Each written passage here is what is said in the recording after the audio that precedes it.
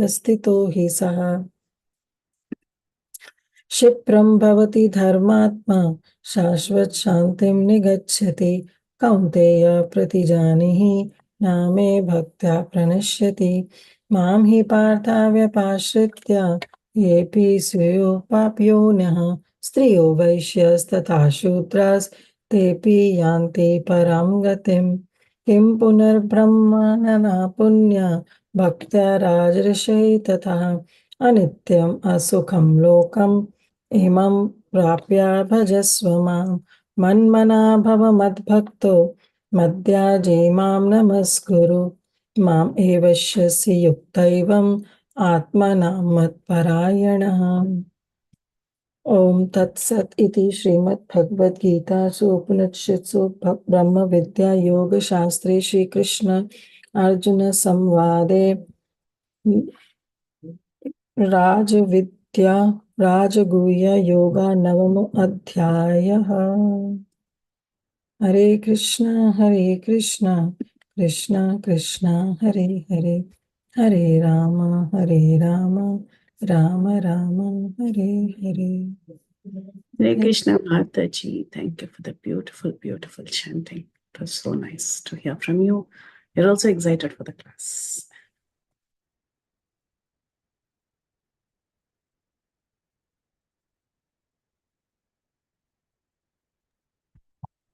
Thank you, Mataji. Thank you, Kirtida Mataji, for that beautiful recitation. And as Mataji said, we get a bonus today, hearing Bhagavad Gita and the class from you. We'll start. Panchakalpatarubhyascha kripa sindhubhya evacha patitanam pavanebhyo vaishnavebhyo namo namaha. Anantakoti Vaishnav Vrinda ki jai, Namacharya Srila Haridas Thakur ki jai, प्रेम से कहो जय श्री कृष्ण चैतन्य प्रभो नित्यानंद श्री अद्वैत गदाधार श्रीवासादि गौर भक्त वृंद की जय श्रीला प्रभुपाद की जय श्रीला गुरुदेव की जय All glories to the assembled devotees. Hare Krishna. Please accept my humble obeisances. This is Chinmayi Vrajapriya Devi Dasi from Charlotte, welcoming each one of you for today's mid-morning Bhakti Sangha Japa session. Thank each one of you for your beautiful chanting and for attending today's session. It's time for us to move on to the next part of our session, which is class. We have a special week. This week is Ram Navami special. So we will start by welcoming each one of you. May I know who all have joined today's call? Hare Krishna Chinmayi Vrajapriya Mataji, please accept my humble obeisances. Jai Shri Prabhupada, thank you Mataji for your warm welcoming, and thank you Kirtida Mataji for the beautiful Bhagavad Gita chanting. This is Preeti Vilasini Devi Dasi from Atlanta. Hare Krishna. Hare Krishna, Preeti Vilasini Mataji, please accept my humble obeisances. All glories to Srila Prabhupada, all glories to Srila Gurudev. Thank you so much Mataji for all your services, and welcome Mataji for today's call. Hare Krishna. Hare Krishna Mataji, Dharmat Pranam, all glories to Srila Prabhupada and Guru Maharajas. This is Sita Priti Devdasi from Pune. Hari Bol. Hare Krishna, Sita Priti Mataji, please accept my humble obeisances. All glories to Srila Prabhupada, all glories to Srila Gurudev. Thank you so much Mataji, joining all the way from India, and it's so late for you. Welcome Mataji for today's session. Hare Krishna, and thank you for all your services Mataji. Hare Krishna. Hare Krishna, Chinmayi Vrajapriya Mataji, please accept my humble obeisances. All glories to Srila Prabhupada, all glories to Guru Maharaj, and all the devotees. This is Kamadaki Dasi from Baltimore. Hare Krishna. Hare Krishna, Kaumodaki Mataji. Thank you so much, Mataji, for joining today's session. And thank you for blessing each one of us in the group by your presence. Thank you, Mataji.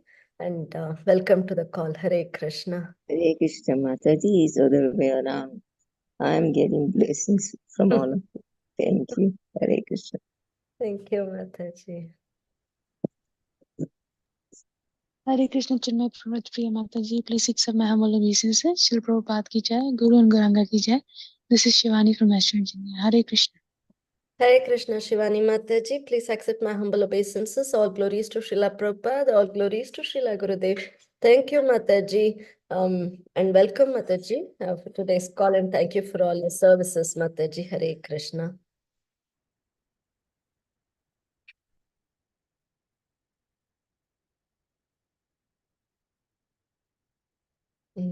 There's still a minute to go. Anybody else would like to introduce yourselves? Hare Krishna Mataji, Dandavat Pranam, glories to Srila Prabhupada, Guru Maharajas and all the assembled Vaishnavas. This is Kirtida Sundari Dasi. Hare Krishna Kirtida Mataji, please accept my humble obeisances. All glories to Srila Prabhupada, all glories to Srila Gurudev. Thank you, Mataji, for all your services. Thank you for your wonderful classes. And thank you for reciting the 9th chapter today, Mataji. Hare Krishna. Eagerly waiting, Mataji. Just a few minutes and I'll hand over the call to you. Mataji, shall we start?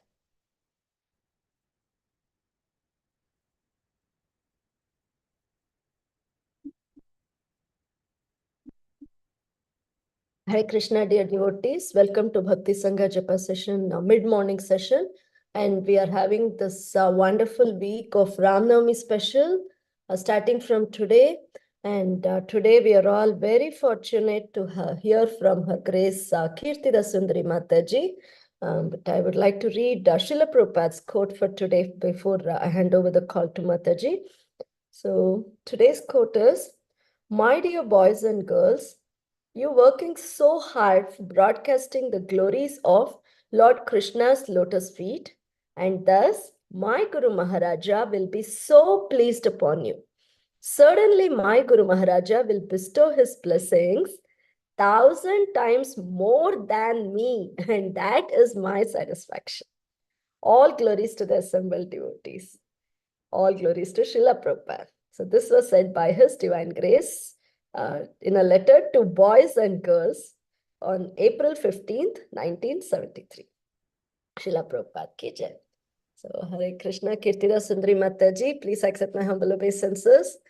We are all so eagerly waiting, Mataji. So happy that you are starting a special week.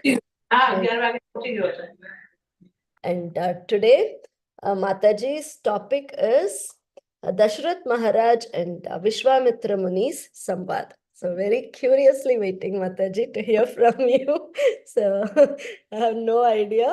So please take over and loving to hear from you, Mataji. Hare Krishna. Hare Krishna. Thank you so much, Chinmay Vrajpriya Mataji. Thank you for warmly welcoming everybody. Thank you, each and every one of you, for your very, very kind association. Today, I'm the most nervous because I never spoke on Ramayana Katha. But somehow, this class was imposed on me, and I took it as a blessing and, of course, an opportunity to speak something on Lord Ram. And since tomorrow is the most auspicious day of Ram Navami, I, with both my hands, grabbed this opportunity, but still I'm very nervous. So therefore, I really seek my heartfelt, all of your heartfelt blessings, your wishes, your prayers, so that I can speak something relevant to this subject matter.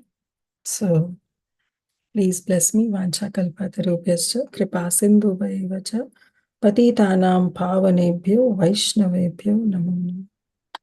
Today class will be simply reading, and few here and there we'll discuss something, but it will totally be reading from Sri Valmiki Ramayana. So we'll start with our Mangalacharan verses and then we'll move on. Om Ajnana-timirandhasya Jnananjana-shalakaya Chakshurunmilitam Yena Tasmai Shri Guruve Namaha.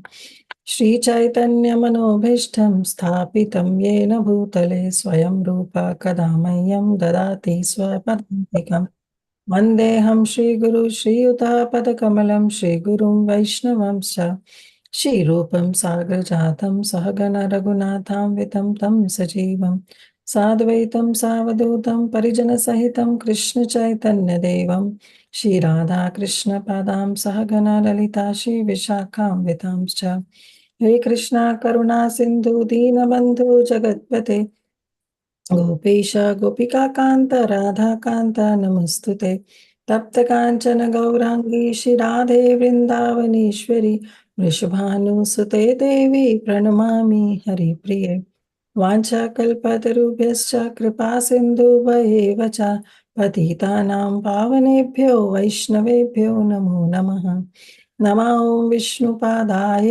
कृष्णप्रस्थाय भूतले श्रीमते भक्तिवेदान्त स्वामिनिति नामिने नमस्ते सरस्वते देवे गौरवाणी प्रचारिणे निर्विशेष शून्यवादी पाश्चात्यदेशधारिणे जय श्री कृष्ण चैतन्य प्रभु नित्यानंद श्री अद्वैत गदाधर श्रीवास आदि गौर भक्त वृंदा हरे कृष्ण कृष्ण कृष्ण हरे हरे हरे राम राम राम हरे हरे गुरुवे गौरचंद्राय राधिकाय तदालय कृष्णाय कृष्ण भक्ताय तद्भक्ताय नमो नमः मुखं करोति वाचालं पंगुं लंघयते गिरिं यत्कृपः तमहं वन्दे श्रीगुरुदीनतारिणं परमानंद माधवं श्रीकृष्ण चैतन्य ईश्वरम्. So we'll recite some Mangalacharan in glorification of Sri Ramchandra. आपदां परहातरं दातारं सर्वसंपदां लोकाभिरामं श्रीरामं भूयो भूयो नमाम्यहम्. The remover of distresses, the guarantor of all prosperity, the Lord of the universe, Sri Ram, I salute again and again. Lokabhiramam Ranarangadhiram Rajivanetram Raghuvanshanatham Karunyarupam Karunakarantam Sri Ramachandram Sharanam Prapadde. I take refuge in Sri Ram, who is pleasing to me, who is calm and composed in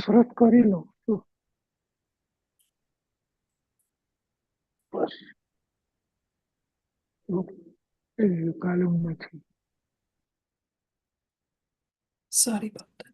Mataji, I'm sorry about that. That's okay. I did it. No worries. I take shelter of Sri Ram, who is pleasing to the people, who is calm and composed in the battlefield, whose eyes are blue lotuses, and who is the Lord of the Raghu dynasty, who is an embodiment of compassion, Karunaya Rupam Karuna Karantaram, and shower his compassion to all. Sri Ramachandram Sharanam Prapadde. I take shelter of the lotus feet of that Sri Ramachandra. We'll recite two prayers glorifying the author of Sri Ramayana, that is Sri Valmiki.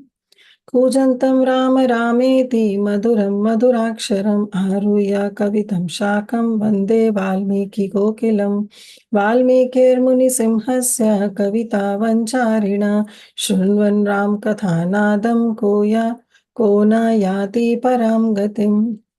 All glories to the nightingale Valmiki, who sits on the poem-like branch and who goes on singing so sweetly, Rama, Rama, and Rama.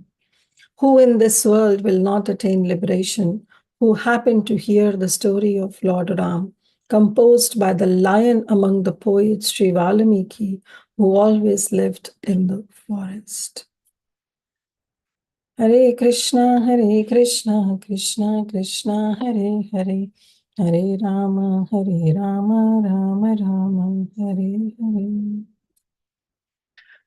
Okay, the topic of the class is the conversation, the dialogue that happened between Maharaj Dasarath and the sage Visvamitra. So we all know the history. Definitely we'll not go in detail. But we know that how Maharaj Dasarath, he had all the opulences of the world, but what he was missing was the son. He had no child to heir the throne of Ayodhya. So for that, he did Putra Kameshti Yagya, which was done by Rishi Shringa. And in that Putra Kameshti, because of that Putra Kameshti Yagya, he got 4 sons. Shri Ramachandra, Shri Lakshman, Shri Bharat, and Shri Shatrughan.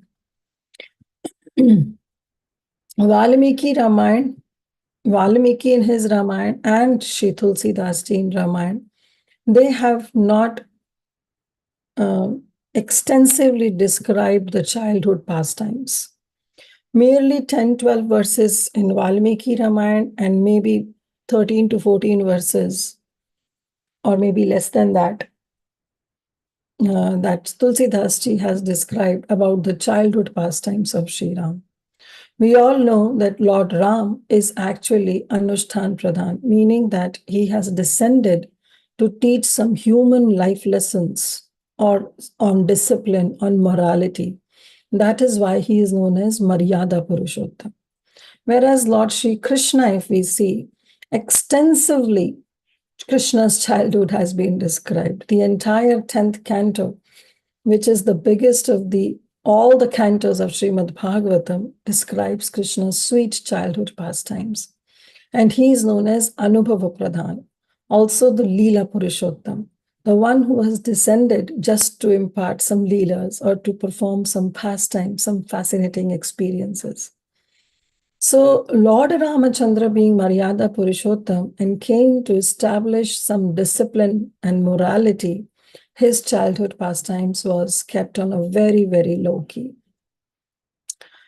So when all these four brothers, they grew up, they took their education, and finally they completed their education, Ram, Lakshman, Bharat, and Shatrughan, and they were racing towards their youth. At that time, just like any other father, dear Maharaj Dasarath, he was also curious that his sons should get married now. So he began to consult with his family priest Vasishtha about their marriages. So one day he called some of his ministers, some sages, and Vasishtha Muni, and he was discussing about the marriage of his four sons. But while he was discussing in that courtroom, in that assembly hall, at that time the commotion broke out. And the commotion was that a Brahma Rishi, Visvamitra, he is very great and powerful. He has arrived in Ayodhya. The guards came and gave this news in the courtroom. And everybody, when they heard the name Visvamitra, they all rose in reverence. Just hearing the name of Visvamitra was enough for everybody to prove that he was not some ordinary sage. And the guard definitely has committed a blunder of stopping the sage at the gate and not letting him in. So Dasarath Maharaj and Vasishtha Muni and all other sages and ministers, they immediately got up and they immediately rushed out to receive this sage, Visvamitra, with all due honor. Very kindly, lovingly, devotedly, Dasarath Maharaj welcomed Visvamitra, and he brought him into the court and gave him a throne to seat with so much of awe and reverence. Visvamitra was very pleased with the hospitality that Dasarath offered. And then, while he was seated, he asked for the well-being of the king and his relatives. So Valmiki Ramayana, in Valmiki Ramayana, the sage Valmiki, he writes, Pure koshe janapade bandhaveshu suhitsucha kushalam kaushiko rajna paryat prichet sudharmikaha. So he asked for the well-being of the king and of all his relatives. But further, he asked two more questions from King Dasarath. Apite samnata na apite samnata sarve samam taripavo jitaha daivam cha manusham cha eva karma te sadhu anushtitam.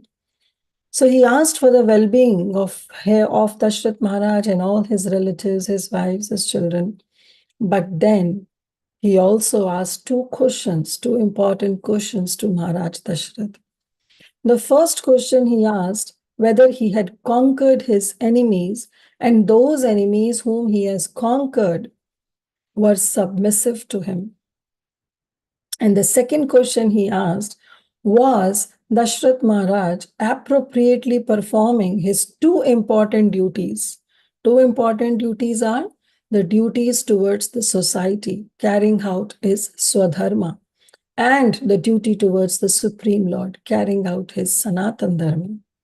So these two questions Visvamitra asked. So first question was whether he has conquered his enemies and those enemies are submissive to him. Now, what is the hidden meaning that Visvamitra asked these two questions? So we all know that there are two types of enemies, external enemies and the internal enemies. Everybody knew that Maharaj Dasarath has conquered his external enemies. Everybody knew, because before doing Putra Kameshti Yagya, he also did Ashwamedha Yagya. And very coolly, the Ashwa, the horse, came back after an year, and which proved that nobody even bothered to take any enmity or any battle against Dasarath Maharaj. So he was proven victorious with all his other kingdoms, the kings of other kingdoms. So he was victorious. But there comes conquering the internal enemies, which is difficult, definitely, like lust, anger, greed, pride, illusion, envy. All these internal enemies also have to be conquered. But then he said, Visvamitra, he asked whether he has conquered all these enemies, and that if he has conquered, were submissive to him. Now, this is also very important, because it's easy for a Rajarishi like Dasarath Maharaj to conquer this lust, anger, greed, pride, illusion, envy. That's still easy. But tougher part is to keep these enemies under one's submission so that they do not raise their heads again. So that is more important. So this was the hidden meaning of the question that Visvamitra asked. And second, he wants to ask about whether Dasarath Maharaj is able to perform his Swadharma and Sanatan Dharma. So how these enemies could become submissive? You can conquer once, but they have to be submissive always. Then that can be done when mind, body, and words are always engaged in the service of the society and the Supreme Lord. Once this is done, definitely all the enemies are conquered as well as made submissive. Why? Because once somebody realizes his Sanatan Dharma, then Swadharma is carried by keeping Sanatan Dharma in center. So Visvamitra, before giving the reason of his arrival in Ayodhya, he wants to check on with Maharaj Dasarath whether he is really keen in the welfare of the society, whether he is performing his Swadharma properly while keeping his eternal Dharma, his Sanatan Dharma in the center. So this way he asked his question, and Maharaj Dasarath was very happy at heart. And as he saw the sage's arrival and how the sage came, how Visvamitra came to his kingdom Ayodhya, and in a very happy mood he spoke. Yatha amritasya samprapti yatha varsham anudake yatha satrishadareshu putra janma aprajasya vai pranatasya yatha labho yatha harsho mahodaye tatha eva agamam manne swagatam te mahamune. So he was giving the welcome to Visvamitra. And he said, he was so happy, he was so blissful, he was so joyful that he allegorized his bliss. And he said that I'm so happy that my happiness is compared to attain some amrita, some pot, some nectar of immortality. Yatha amritasya samprapti, as if I have gained the pot of nectar, the pot of immortality, the joy that one feels. That joy I'm feeling while welcoming you, O Visvamitra. Then he says, No, maybe the joy of experiencing the rain after years of drought, or maybe the joy of regaining the long lost treasure, or maybe the joy one feels at some festive occasion. But then he said, he poured his heart out. He said, Yatha sadrishu dareshu putra janma aprajasya vai. Means the joy that a father feels after begetting a son through his deserving wife after years of longing. And this is what Dasarath Maharaj could relate because he himself experienced this. So he said, in that the same way, O sage, I welcome to you. Then he said, Tad adbhutam adbhut vipra pavitram paramam mama shubha shaitra gatacha tava samdarshanat prabhu. O Vishwamitra, you are coming here as a great blessing to me. Indeed, you have bestowed a great honor upon me. You made my life pure and complete, almost as if the place of pilgrimage had walked into my house. So this was the feeling, the elation that Maharaj Dasarath was feeling after seeing Vishwamitra in his kingdom. So we all know that how when the pure devotee, when a pure sage comes, they actually, pious saints, they are actually the pilgrim spot themselves. Why? Because of the purity. Because always holding Lord in their hearts, they represent purity. They reminds us of the higher purposes of life. And once, if somebody comes closer to such a pure sage or to such a pure soul, then they themselves experience the closeness to the Supreme Lord. From Bhagavatam, it's a praman. We know that how when Vidura came and Yudhishthir Maharaj said, Bhavat Bhavida Bhagavatas Tirtha Bhuta Swayam Vibhu Tirthi Kurvanti Tirthani Swantastena Kadabrita. That personalities like these pure souls, they themselves carry, they are verily holy places personified. Why? Because they carry the Supreme Personality of Godhead within their heart. And therefore, even the ordinary place turns into the place of pilgrimage just by their presence. So same way Dasarath Maharaj was feeling that now this Ayodhya has become a place of pilgrimage just because of your presence. You have made this like a pilgrim spot, and because of which I can experience the closeness towards the Supreme Lord. Then Maharaj Dasarath, very humbly, kindly, he asked, please inform me, O Vishwamitra, please inform me of your desire so that I may serve the purpose of your visit. Maharaj Dasarath became so carried away in his attempt to please Vishwamitra that he decided to offer the sage all the help that the sage may need without being asked for it. He made a promise. He gave Vishwamitra a promise. Dasarath told Vishwamitra to express what had made him to come to Ayodhya, assuring him that he would do everything and anything to fulfill the desire of Vishwamitra. He was not knowing of what problem he is getting into it. So this is also very important, that without even Vishwamitra asking for it, Dasarath Maharaj gave a promise that I will fulfill all your desires. You just say it and I'll fulfill it. So pleased with Maharaj Dasarath's words, Vishwamitra replied. He said, Sadrisham Raja Shadula Tava Eva Bhuvinnataha Mahavamsha Purushatasya Vashishtha Vyapadeshina.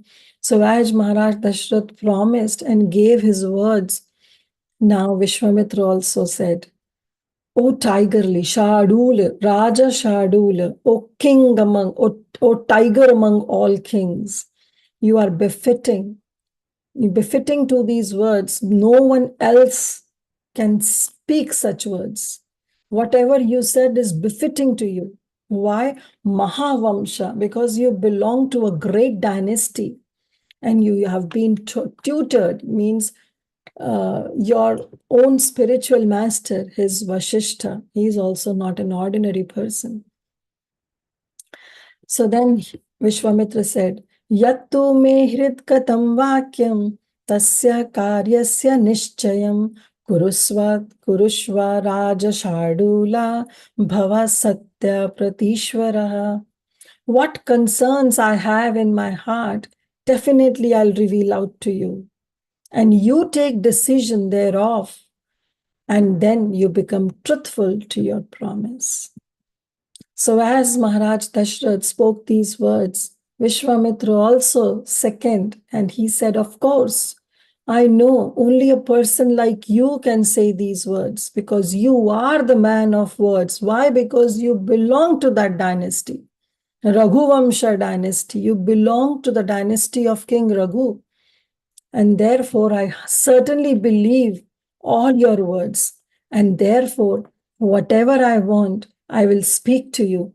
And you fulfill those promises, those words, and be truthful to all the words and promises that you make. So he is also telling Vishwamitra, Dasarath Maharaj, Vishwamitra is also telling Dasarath Maharaj that yes, now is the time that you have to fulfill your desires. So in this connection, we all know that from Bhagavad Gita, that's a famous verse, Anudvega karam vakyam satyam priya hitam chayat swadhaya abhyasanam chaiva vanmayam tapa uchyate. That these are the 5 qualities that one should reflect before speaking. And what are those? The words should be truthful. There should be satyam.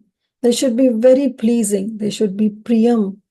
They should be beneficial, they should be hitam, and of course they should be non-agitating, they should be anudvega karam vakyam.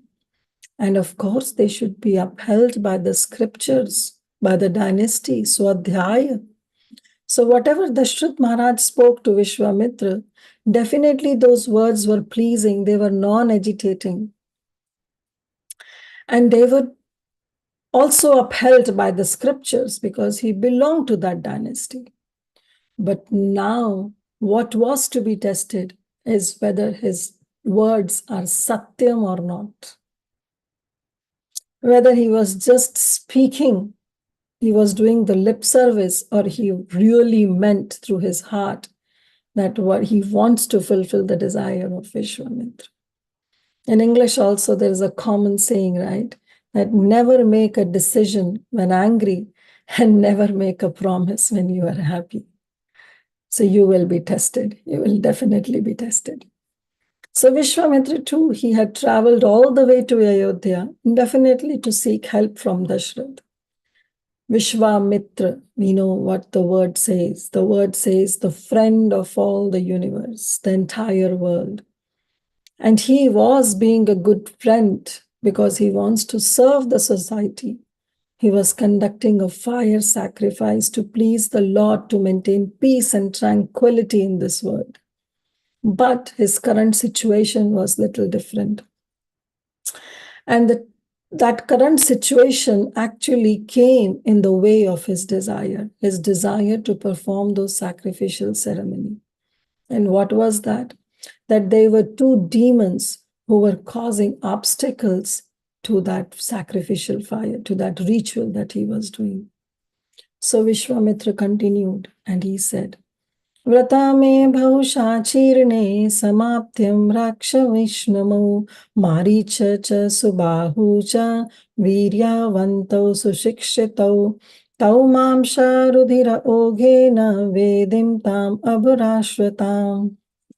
So he said that, O Rajan, O Maharaj Dasarath, actually, I am performing a fire sacrifice. But as soon as my fire sacrifice comes to nearing the end, at that time, 2 valiant and very well-trained demons, and their names, he disclosed the names of those 2 demons as Marich and Subahu, that they somehow come from somewhere and they drench the the sacrificial fire with streams of meat and blood from the sky. And these are not the ordinary demons. These are guise demons, means they can change their form, they can change their shape. So they come from nowhere and then they start pouring all these abominable things from the sky. And these were the two reasons behind Visvamitra helpless situation. First was definitely these demons, Marich and Subhahu, because they could transform into anything as per their sweet will. And the demon's favorite pastime was to cause a problem in the sacrificial fire of sage Visvamitra. Just at the final stage, when the sacrificial fire, when that sacrifice was about to finish, at that time, they'll pour out these abominable things like blood, flesh, urine into the sacrificial fire and they'll pollute it.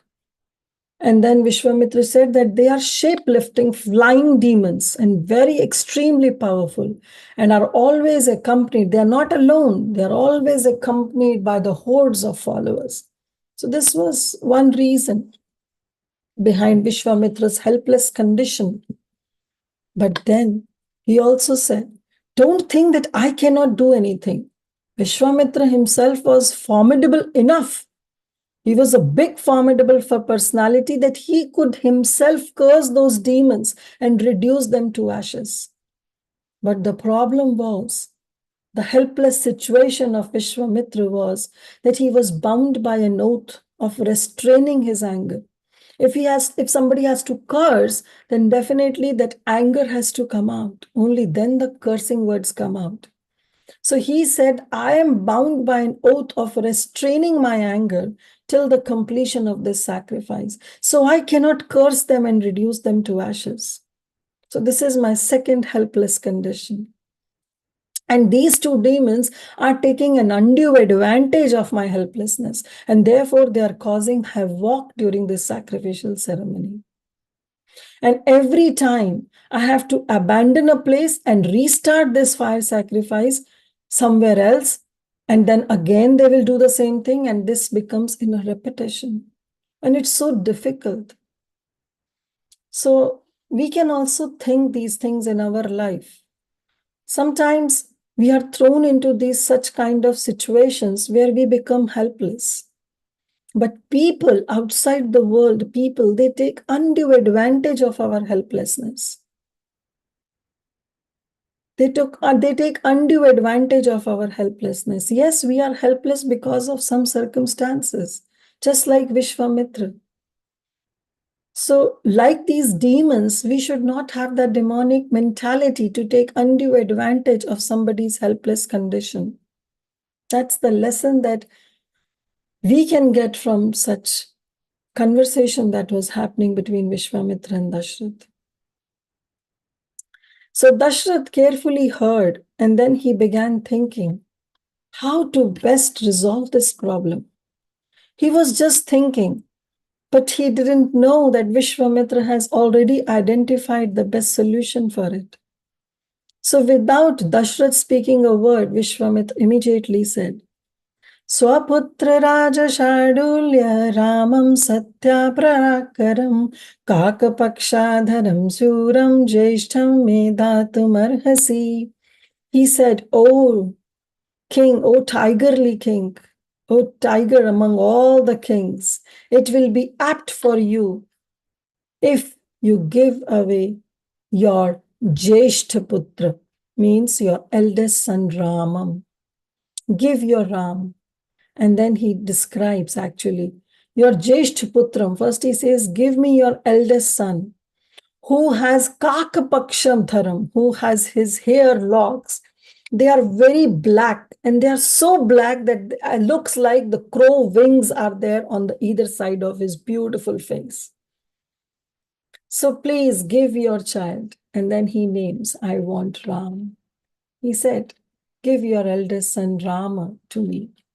But then he assured Dasarath that don't worry, Ram will be completely okay because he is capable of destroying the demons. He assured Dasarath Maharaj, don't be hesitate to fulfill my request. Don't bring your parental affection come in between your responsibilities. Don't bring your affection come in between the fulfillment of your responsibility like a king. I assure you, Rama will very easily accomplish this task and he will achieve universal fame. Finally, after that, Visvamitra reminded Dasarath of the promise he had made that I would fulfill all your desires. And he subtly informed Dasarath, don't let a father heart meddle with a king's responsibilities. So this is how Visvamitra conveyed his message. Hearing the words of Visvamitra, of course, it was not easy to digest for Dasarath Maharaj. The words of Visvamitra pierced the very core of Dasarath Maharaj's heart. His entire body began to tremble. Then as Rishi felt silent, Dasarath Maharaj, just pondering on those words, he fainted upon his throne. We all know Dasarath had gone through such severe penances for a son, and now that son was his life, the very reason for his existence. And here, Visvamitra, he came and he is taking away the life of Dasarath Maharaj. Dasarath Maharaj felt so hurt and wounded, with his heart was so heavy that he couldn't even breathe. He felt his life has been sucked out of him, unable to think anything, unable to feel anything. He collapsed again. So again and again, he was fainting just on pondering the words of Visvamitra. Finally, he came back, he regained his consciousness, but again, his thoughts were rushing on to the words of Visvamitra. Maharaj Dasarath was very opulently dressed with all the ornaments, with all the jewels, with his kingly attire, with his kingly robe. But all these jewels, all this robe was actually seems unbearable for him. He couldn't even breathe with all those ornaments because now it was matter of his life. His life was being asked by Visvamitra. So he was thinking, instead of sending Rama, why don't I offer myself only to the sage? He just gave a thought to this. He didn't utter yet. He just thought that Visvamitra, instead of taking Rama, why don't I offer myself and go along with this sage and protect his sacrificial fire or his sacrifice? But he was just thinking, but the sage could feel what is going on in Maharaj Dasarath's mind. So he just thundered and he said, Aham vedmi mahatmanam ramam satya parakaram vashishta api mahateja yaja ime tapassita. He says, O Dasarath Maharaj, what are you thinking? You know, Aham vedmi mahatmanam. He was so confident. He says, I know your Rama more than you. I am sensible that I know that how Rama is. He is Mahatmanam. He is not an ordinary personality. He is Mahatmanam.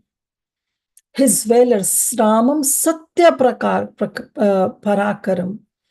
He is truthful. And this, he says, not only me, but your Vasishtha, who is there, who is your Mahateja, who is also a great Rishi, he also knows. Everybody is aware. So this way, Visvamitra, he announces his definiteness about that how he knows that who Rama is. He knew that Lord Ram, he is not an ordinary jiva, is not an ordinary mere mortal soul, but he is the supreme personality of Godhead. So therefore he says, Aham Vedmi Mahatmanam. I know. I am full knowledge. Vedmi means I'm in full knowledge of Rama. So don't delay. Please send him to me. Yadi dharma labham, yasha labham. If you are really worried about your own glory and the glory of your son, then you should send Rama to me. Visvamitra knew that how Rama's reputation will be enhanced if he kills the demon Tadaka, if he releases Ahilya from her curse, if he breaks Shiva's bow, and if he marries Mother Sita. So he knows, but still Vishwamitra leaves this onto Dasarath, that if you think and if your ministers, they permit you, then you can send Rama with me. Abhipretam asham saktam atmajam datum arhasi dasharatram hi yagnasya ramam rajiva lochanam. So very beautifully Vishwamitra said, Abhipretam asham saktam. It will be apt for you if you send your choicest son, Atmajam Datum Arhasi. Give me your own son, your Atmaja, who is Rajiv Lochana, who has the lotus eyes. And he sings, Dasharatram, I don't want it forever. I don't want your Ram forever. Only for 10 days. Dasharatram, only for 10 nights, I need your son. So please send him to perform that sacrificial ceremony that I'm doing it. It is for 10 days. So just for 10 days, just send your Rama, who is Rajiv Lochana, without any delay, just send Rama with me. So Vishwamitra called Rama as a lotus eyed, as Rajiv Lochana. So why he says? Because Rama's eyes were similar to the lotus petals. And what is the quality of a lotus petal? A lotus petal blooms when the first rays of the sun comes. So he's saying, he calls him Rajiv Lochana, that just by seeing the lotus petal, which are like a glaring sun, that could finish the existence of those night demons. So your son is Rajiv Lochana. He has a lotus-eyed petals. So therefore, please send your son. Vishwamitra explained to Dasarath that the one that he is thinking of, his son, Atmaja, who has been nurtured in the womb of his dear wife Kaushalya, actually he is the one who is holding the entire universe in his stomach. So he said, if you don't believe me, go and ask your spiritual master Vasishtha. You can verify this. Because I know your son. Aham Vedmi Atma Mahatman. I know about your son. You are thinking that he is your son, but actually he is not. He is the Supreme Lord. He is holding the entire universe in his stomach. So in this regard also, I was thinking that how everything happens in this world for a reason. And it is because of our current or past desires. So we saw that before Vishwamitra came, Dasarath was planning to get Rama married. Right? So he was wishing for Ram's marriage. And then Vishwamitra appeared. But when Vishwamitra appeared, he was a medium to fulfill the desire of Dasarath. But what Dasarath felt, we know. After reading Ramayana, we know that Vishwamitra will take Rama from Dasarath and finally he'll get married to Sita Devi. So desires of Dasarath Maharaj of getting married was actually being fulfilled, will be in future fulfilled by Vishwamitra. But ironically, what happened was that Dasarath Maharaj saw Vishwamitra a disturbance in his desire.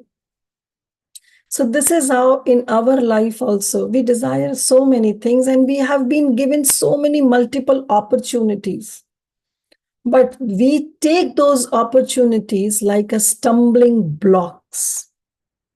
We take those opportunities like Visvamitra, who comes in our life not to fulfill our desire, but to threaten our desire.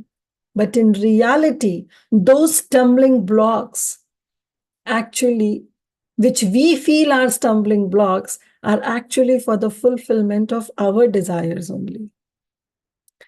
So this way, we have to analyze these situations in our life also, that even if there are some stumbling blocks, we should take them to be a stepping stone and rise above all of them. So hearing words from Visvamitra, Dasarath was not ready. He definitely, being a father, he was not ready to send Rama along with Visvamitra. So he pleaded before him and he said, उन्ह षोडश वर्षो मे रामो राजीवलोचनः न युद्ध योग्यताम् अस्या पश्यामि सह राक्षसा. So Vishwamitra is also addressing Rama as Rajiv Lochana. And here Dasarath Maharaj is also addressing Rama as Rajiv Lochana. And he's saying, "Oh, well-wisher of everyone, oh Vishwamitra, my dear Rama is not even 16 years old. He was just 12 years old at that time. And he said he has not even finished the military training and has never entered the battlefield. So he's so inexperienced that he will be of no use for you." And then he says, "Oh, this Rama is lotus-eyed. He's Rajiv Lochana." And what is the beauty of lotus? That it automatically begins to shut at sundown. So as soon as the sunset happens, the lotus closes. So Dasarath Maharaj also says that my Ram, he is a lotus-eyed. And just as lotus curls its petals at sunset, this Rama eyes will also be closed during sunset. So he could barely remain awake after sunset. And do you think you are expecting him to fight with the nocturnal demons? He is a Rajiv Lochana. His eyes will shut down. He will tend to sleep as soon as the sun sets. So how can he fight with those nocturnal demons? It's not possible. And then whatever he was thinking, Dasarath Maharaj, of offering himself to Vishwamitra, he said it in words. He said, "Oh Vishwamitra, forget about Ram.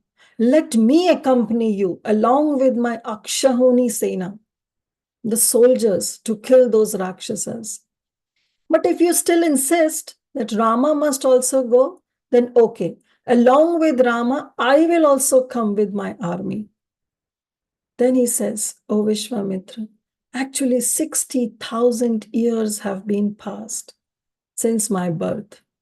And now at this age, I received Ram." So we know that when Ram was born, the age of Dasarath Maharaj was 60,000 years. He was almost on the 4th division of his life when Lord Ram was born. So he said, now it's so inappropriate for you to take that Ram, who is so simple, who is not even he's so unexperienced, he has no military training, and he will sleep at sunset. How do you think that he will fight with those nocturnal demons, those who are invincible? How can it be possible? He said, I definitely have affection to all my sons, but I'm more attached to Rama, as he is my eldest son. So it will be very unjust for you. He is the one who will take care of my throne after I leave this body. So it is so unjust for you that you have come to ask me for my eldest son. I cannot bear to continue living in separation of Ram. How can it be possible? And that is the nature of our attachment. When we are so much attached, our mind starts giving justification of our attachment. Therefore, Prabhupada would always say, have affection towards your children, towards your family members, towards your friends, but not attachment.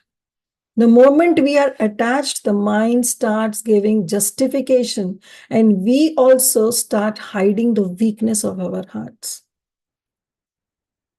And the nature of attachment is such that the longer you struggle to get something, the more attached you are. We know how much Dasarath Maharaj struggled to get son. So therefore, he is very much attached. And the more attached we are, the more painful is the fear of losing that. So Dasarath Maharaj also had a fear of losing Ram. So he said, "Oh Visvamitra, please forget about Ram.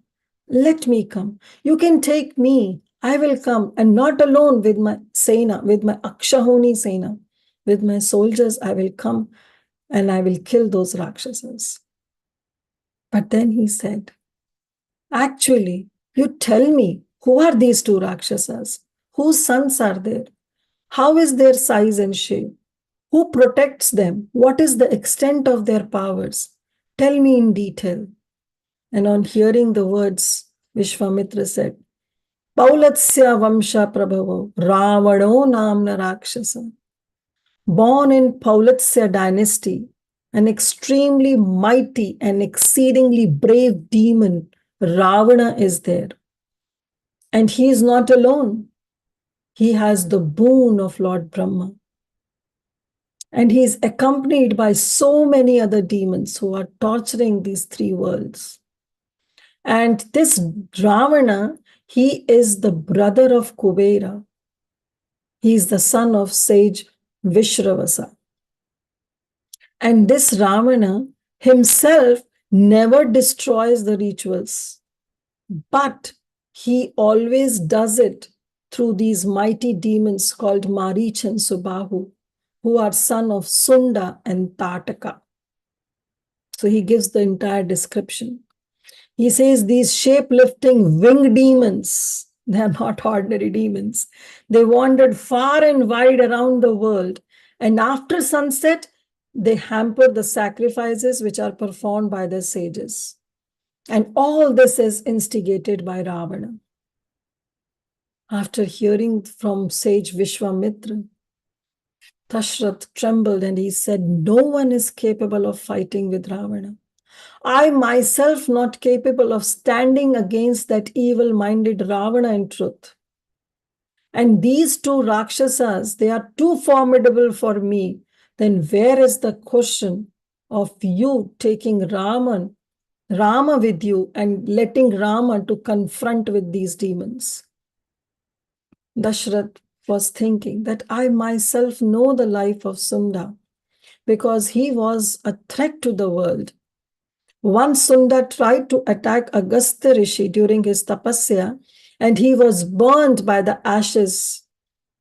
He was burned to ashes by the Rishi's anger. And at that time, Tataka became widowed. And then she took serious offense against Rishi. And she took both her sons, Marich and Subahu, and thought of bringing havoc to the entire world and finish the unfulfilled desire of her husband. So he said, "O Rishi, O Vishwamitra, I cannot even think of sending Rama with you. I cannot bear, I cannot allow Lord Rama to accompany you. But yes, I can fulfill your request. I can come along with you." Hearing the words of Dasarath, just like the water takes to its boiling point, Dasarath's argument pushed Vishwamitra's anger to its limits of patience. His patience was tested. He could not tolerate. He erupted like a violent ocean. Vishwamitra's eyes turned red like burning charcoal. His eyebrows knotted in anger. His forehead crinkled due to that anger.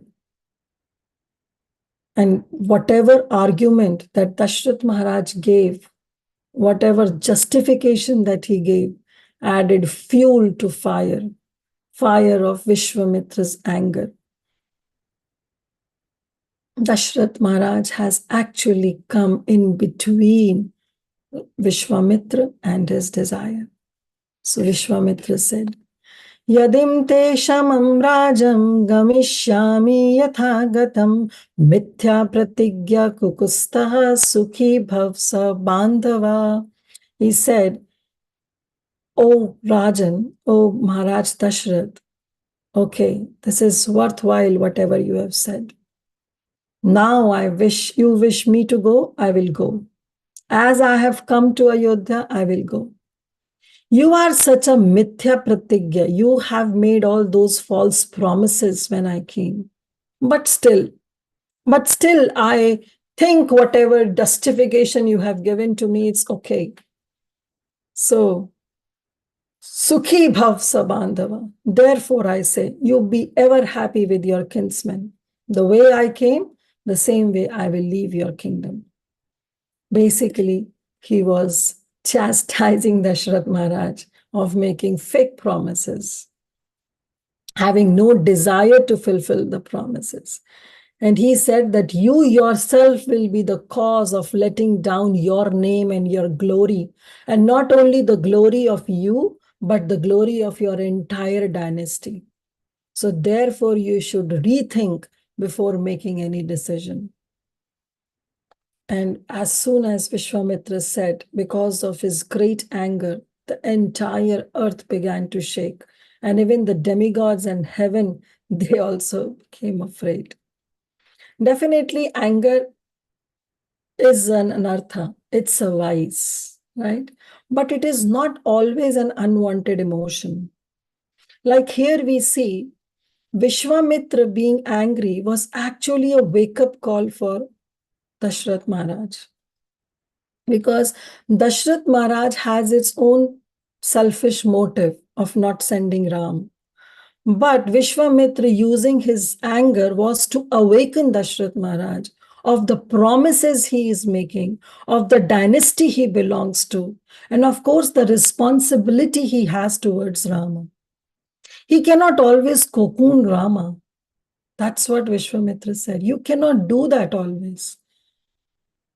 So your motive is not to think of your enjoyment or your selfish motive. It was actually that Rama should be given so that the entire world can be served. So this way, anger is not always wrong, provided it is used for a specific reason for the upliftment of a person. So this way, they both conversed. And finally, Visvamitra said, okay, you be happy with your kinsmen and I will leave. But just then, Vasishtha, he thought, now this is the time for me to step in, to settle the dust. And he had remained silent actually through this entire conversation, this entire Samvad that happened between Dasarath and Visvamitra. But now he said that here is my time to intervene. So he took the control of the situation. He told Visvamitra Muni to just calm down. And then he approached Maharaj Dasarath and he said, O king, what are you doing? Please do not destroy this previously acquired merit by abandoning this righteousness. You have given a vow to fulfill the promise of Visvamitra. Now it is the time you must fulfill it. Why you are taking a step back? There is no need.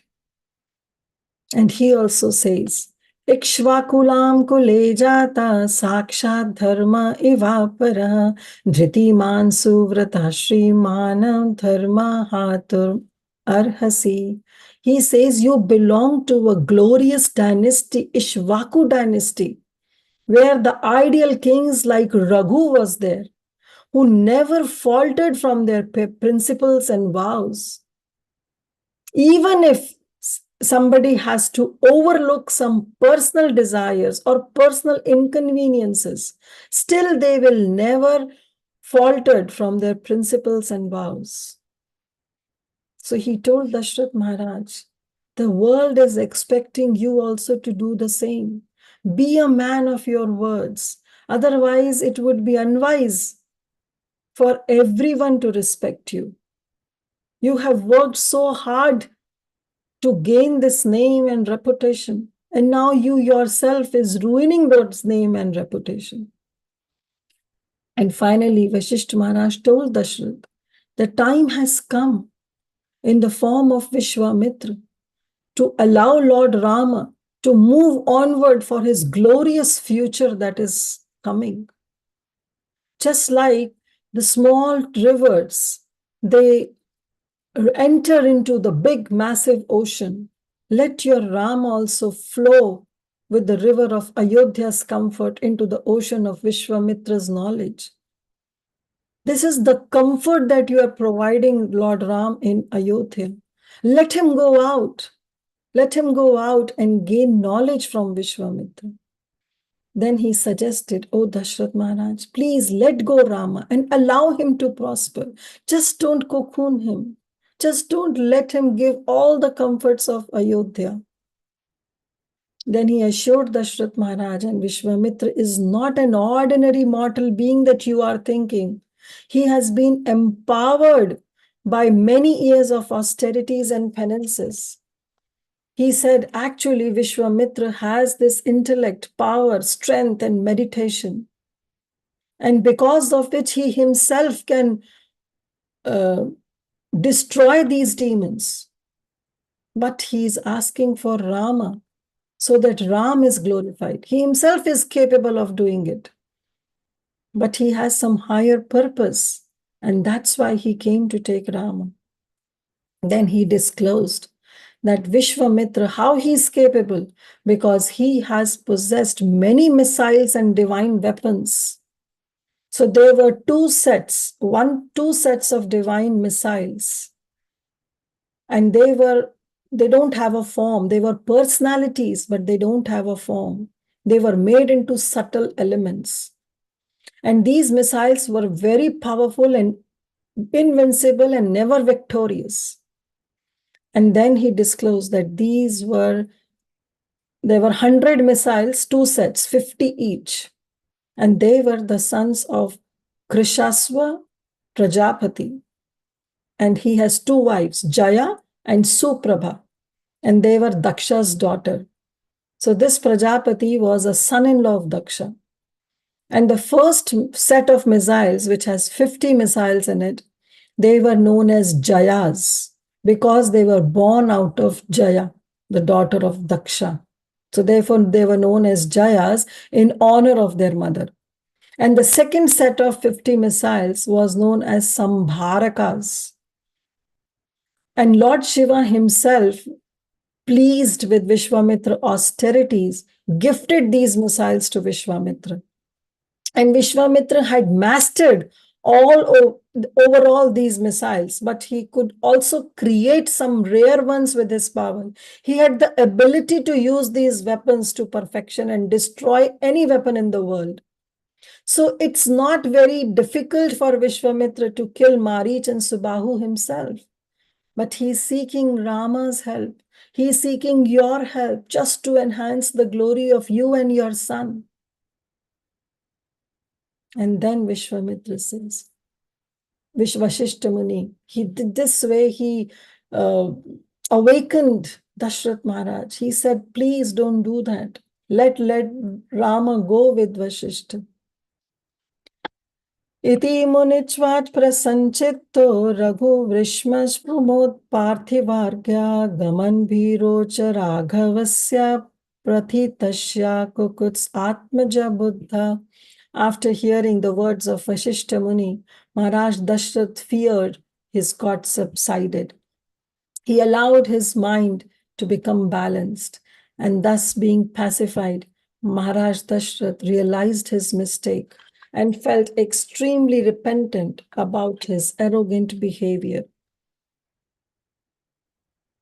And then, convinced by Vasishtha's suggestion, Dasarath himself personally went to call Rama. Rama's mother Kaushalya also came to bless her son and wish him a safe journey. Dasarath Maharaj blessed him, kissed him on his forehead, and handed Rama over to Visvamitra. Along with Rama, Dasarath also handed over Lakshman to Visvamitra. Everyone knew that the two brothers were inseparable, and with tears of affection and separation streaming down his cheeks, Dashrath very kindly, humbly, politely told Vishwamitra that I am handing over my two boys to you, and now you are their mother and father. Finally, sage Vishwamitra and the two boys, they bid farewell to Ayodhya and they headed towards the forest.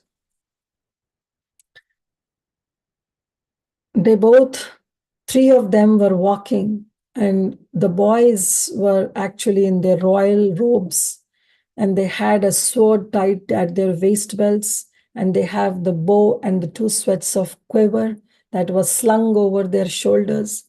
And as three of them were walking, it was looking a three-headed serpent is walking down the streets of Ayodhya. This way Valmiki Muni, he describes in his Ramayana.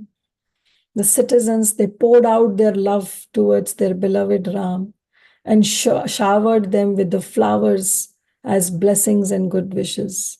Musical instruments played across the streets to bid farewell, to create an auspicious atmosphere for the boys to go along with Vishwamitra. And Maharaj Dashrath was watching this. He was beholding this beautiful sight, and he could feel his life walking away with Vishwamitra. He kept staring into the horizon long after his eyes could no longer see the sage who had walked away with his life. So Maharaj Dashrath's life was walking away with Vishwamitra. But just see, Maharaj Dashrath was still not happy sending, but he was satisfied. So sometimes this satisfaction is more important. He was satisfied because he followed the orders of his spiritual master. Because Vasishtha Muni interrupted in between and told him and assured him about the powers of Vishwamitra and about the glory of Lord Ram that is coming in future, he accepted those words and he sent his life. So sometimes happiness takes a lower position, should take a lower position when it comes to the satisfaction of a spiritual master. Even though we are not happy in performing any service, but if it gives satisfaction to the Lord and to the spiritual master, it has to be done. So we'll stop here, and I'll open up one thing for all of you to say so that, we can discuss a little bit, maybe a few minutes. You all can speak if you want. That now you all have heard this entire episode of the conversation between Vishwamitra and Dasarath Maharaj. Now analyze this entire episode and consider who was wrong. Was Dashrath wrong in expressing his emotion and love towards Lord Ram being a father? Or was Vishwamitra wrong in having that unusual expectation from a father and having so much of devotion towards Lord Ram? Who was wrong? Nobody. Okay, nobody was. Everybody is right from their perspective. Yes, everybody was right from their perspective. So this is the point I want also to be stressed, that when certain perspectives comes, nobody should be blamed. Okay, because the conflict is always between two persons or the two families or the two parties. But if we step into the shoes of those, then we will see that both of them may be right. Nobody is to be blamed. Maybe both of them may be right in their own perspective. So we should not be judgmental. We should never be judgmental. That's the biggest thing that we can do in our life by judging others. They may be right in their own perspective. Like here, as Preeti Vilasni Mataji was saying, that nobody is wrong. Dasarath was not wrong. Come on, at the age of 60,000 years. Or you can compare, okay, that was Treta Yuga and this is Kali Yuga, maybe 60 years. If somebody is getting a child, naturally that attachment will be there. And if somebody asks for it, then it's just like asking for one's life. And Visvamitra was also not wrong because he knew that Rama is not an ordinary person. He is the Supreme Lord himself, and he wants to take the advantage of the association of Lord Rama. So nobody is to be blamed because both were right in their own perspective. So we'll stop here. Thank you all so much for your association. Bhagavan Ramachandra ki jai, and tomorrow is the most auspicious day of Ram Navami, the appearance day of Lord Ram. So please celebrate it nicely and in the association of devotees, whatever way possible. So thank you all so much. I know this class might be very boring because the subject itself was boring, but I thought that each and every section of Ramayana has so many lessons for us to imbibe in our life. So thank you again and wish you all a very happy Ram Navami. We'll stop here. Srila Prabhupada ki jai. Hare Krishna. Hare That's Bol. very nice. It wasn't, the class wasn't boring. Very eye-opening. Thank you, Kaumadiki Mataji, for your presence, for your blessings. It's all because of your blessings that I was able to speak some words. Thank you so much. Thank you. Hare Krishna. I know we have raised hands, but I want to go first. I'm being mean, but seriously, I just love this class. I want to make a few remarks. Honestly, this is the best ever Ram Katha I've heard in my life, period. And I feel very ashamed that I have been speaking Ram Katha. Such a shame on me. After seeing this class, I've realized what blunders I've been doing. And this is the gold standard for Ram Katha. So it was full of verses directly from the Ramayana, quoting verses, using relevant realizations where it is necessary, telling lessons from one's own experience from your heart, and speaking from the character's perspective. That is also very, very important while doing Katha. So it was so beautiful, and I really don't know how you prepared for this class. It was surreal. The entire, I don't know, this 1 hour went like 1 second. I couldn't get off. I wanted to do so many things, but I'm not doing it. I'm just sitting and looking at this. I don't know, Mataji, how you managed this class, but it was so good. And I honestly feel I should use this as a model next time whenever I speak Ramkatha. I should use this kind of a method of speaking. You quoted so nicely, and you were so involved, and it was so authentic. There was no like hearsay stories which people do. Fortunately or unfortunately, it's the most abused Ramayana. Even in our own circles, all sorts of random stories come up, and nobody knows where it's coming from. None of that fluff. It was so good. It was so authentic. It was so scriptural. So thank you so much. So grateful to you for setting the standard. Now we know how you speak Ramayana. So bless us all that someday we may be able to at least start giving Katha like this. Thank you. Come on. Please, thank you. Don't say that. Don't say that. I don't deserve all this. The water always flow from upwards to downwards. Okay. So you are the one who really inspired me to speak on Ram. Otherwise, on Friday itself, giving class on Madhurya Kadamani and back again on Monday, I was very hesitant, but you inspired me, you enthused me, and you provided me the entire Valmiki Ramayana. So thank you so much. You helped me to read that entire episode, those 4 sargas that I read. from 18 to 22, 21 or 22. And everything was quoted from there. Each and every word was from Valmiki Ramayana. So all glories to you. Thank you so much. Thank you. One more thing I wanted to say is I learned one thing very important. Actually, even when I have prepared for Ramayana or given class or heard Ramayana from others, I've not heard all these details. That means it just shows how much inattention I'm giving when I'm reading. I just want to get things completed, but your style of rendition was going verse by verse, stopping at every point and getting into the details. That way, even a second of what had happened is not missed. So we are able to visualize exactly what was happening in that Samvad. You brought out life in that. So I really wanted to thank you for that. And that is something I've learned too. I don't know if I'll be able to implement it, but at least I aspire that some things I can pick up from this class and ensure that when I'm reading for myself, at least I do a proper reading. So thank you for that again. Yeah. Thank you, Mataji. I'll let others speak. I'll stop here. I'm just a student in the entire parampara of our Guru Vargas. So thank you so much. Yes, Parima Mataji, please go ahead.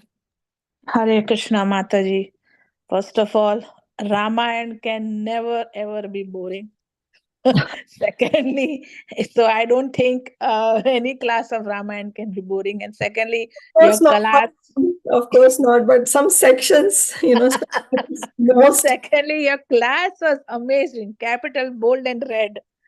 And thirdly, Priti Vilasini Mataji is a very humble soul because I love her classes also very much because she makes wonderful presentations and she also is like wonderful. So you two are the gems of Bhakti Sangha.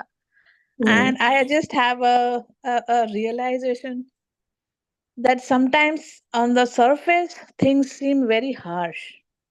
But the good that comes out of it is beyond what you can expect. So even if Dasarath Maharaj and Visvamitra Muni were right in their own perspective, but I always feel that spiritual life and spiritual master should and always should take the upper hand, even if that order seems very harsh. But I think that should be taken as the only right thing and you should go for it. That's the lesson I learned from it. Beautiful. And Beautiful. yeah, so yeah, because even in personally in my life also I have come across such situations where I actually consciously I told the Lord that you decide. It happened, I mean it'll be a long story, but it seemingly it was very harsh, but the good that came out of it in my own life, I thank the Lord for it. So this is the lesson. And secondly, just a quick recap. From whom did Vishwamitra Muni get those missiles? Again, I kind of missed out on that. Lord Shiva. Lord Shiva. Lord Shiva. Okay. All right, Mataji. That's it.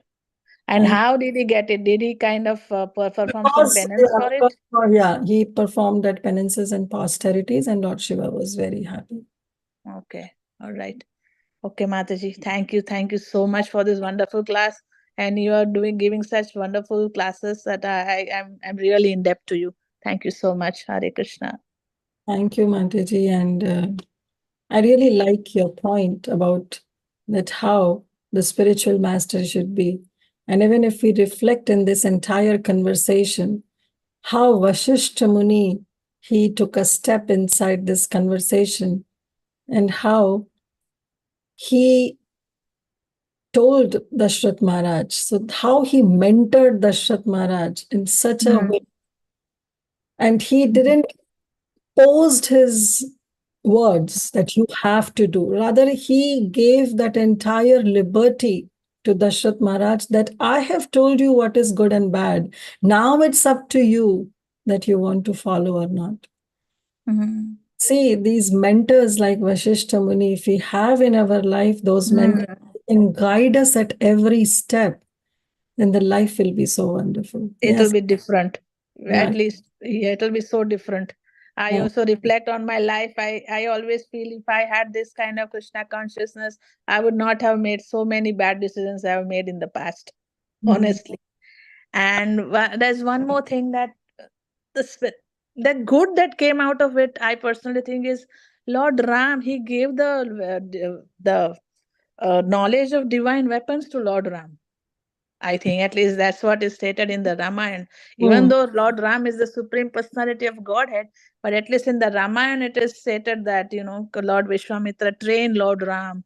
And, And all those divine weapons were actually yes, forwarded.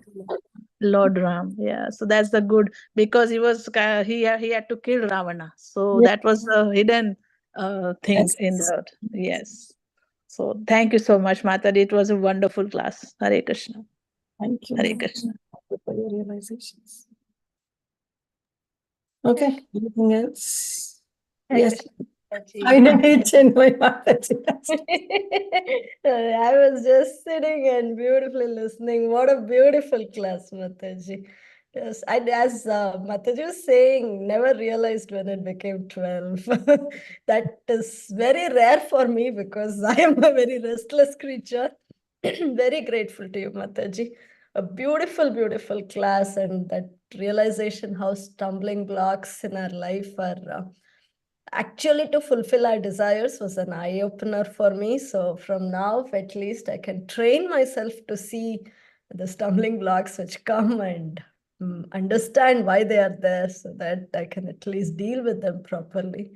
Beautiful class, Mataji. And in the end, how you said we being happy is not so important compared to be satisfying our Srila Gurudev. So that is such an important and beautiful instruction, Mataji, your class. As Mataji was saying, a beautiful pastime with your realizations.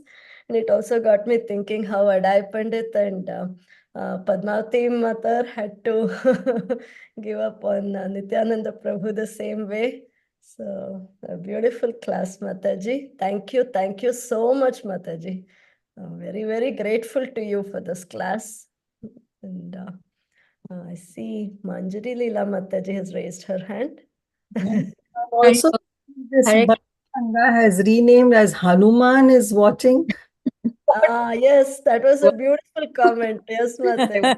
Hanuman is watching. Yes. Hanuman is watching. Yes, we are sure of that. Manjari Leela Mataji. Very, very wonderful class, Mataji. Hare Krishna. Please accept my humble obeisances. All glories to Srila Prabhupada. I couldn't handle myself from just speaking, Mataji. It was so wonderful. I have no words really, but I can just, what everyone has used those words, I can just agree. No, way 100 times more to those words. Even what Priti Vilasini Mataji said, I know she's very humble, that's why she's saying this, but the way you've expressed your realizations and the points from these examples are so wonderful. I've never even thought in that kind of manner. So how in depth you read and then analyze these verses is wonderful. And I've also heard her lectures too for Ramayana, and they're so wonderful. So both of you are just amazing devotees. Please keep on blessing us with your association. And I think I was just gonna type in comments, but and then when you said boring, it was not boring at all. It was super duper awesome. I don't know how you can even say boring, nowhere close to boring. So thank you so much, Mataji. My heartful obeisances and gratefulness to you and your association. Thank you. Hare Krishna. Thank you, Leela Mataji. Please pray for both of us. If you really consider me and Preeti Vilasni to be something of any service to all of you, that is truly a blessing. So please bless us and continue this service. And all the credits and all the glorification, I accept it wholeheartedly, definitely, but will pass on to my Srila Gurudev, to Srila Prabhupada. If they would have not been here, I would have not been sitting here in front of laptop and speaking something about Lord Rama. Definitely. So wonderful. All of them, all glories to our Guru Vargas who have given us the clear pathway to walk on. So thank you. Thank you so much, Mataji. Please bless me with your association more and more. This is wonderful. I'm so grateful for really, having this Bhakti Sangha as a platform to like always rely on, like hearing such wonderful, classes from wonderful devotees. So thank you so much. Hare Krishna. Yes, Revati Priya Mataji will take the last question. Yeah, if you have Hare any. Krishna Mataji, Dandavat Pranams, wonderful class. When you were describing Lord Ram's Rajiv Lochan, I could actually picture it, that, what his eyes would look like. Thank you so much for describing it so wonderfully. And thank you for the class. It's somehow I always manage to tune into your classes. I longed and yearned to listen to Bhagavatam, and I'm usually busy at work, so I can't. But this was amazing today. Thank you very much, and I hope I can hear it more often. Your classes. I tried to join for Madhurya Kandambini, but I think the UK time and the US times don't match up quite, so I missed them.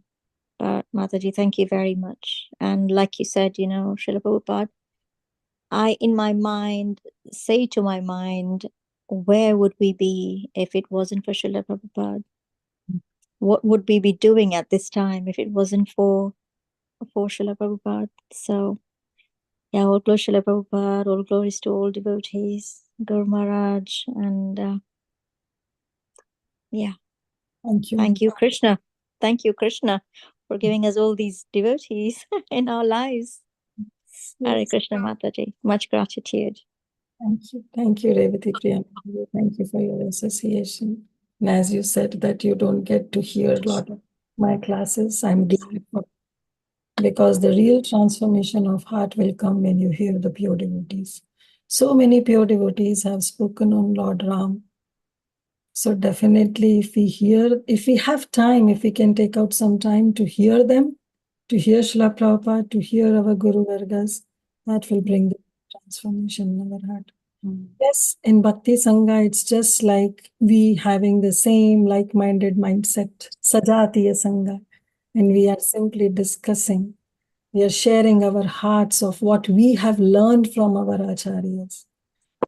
This is not going to bring any transformation. Real transformation will be when we hear from pure devotees like Srila Prabhupada and Guru Vargas. So, but thank you so much for your association. I'm really grateful that even from UK you are joining, and you respect this Bhakti Sangha, you love Bhakti Sangha. So I'm so grateful to you. Thank you, Mataji.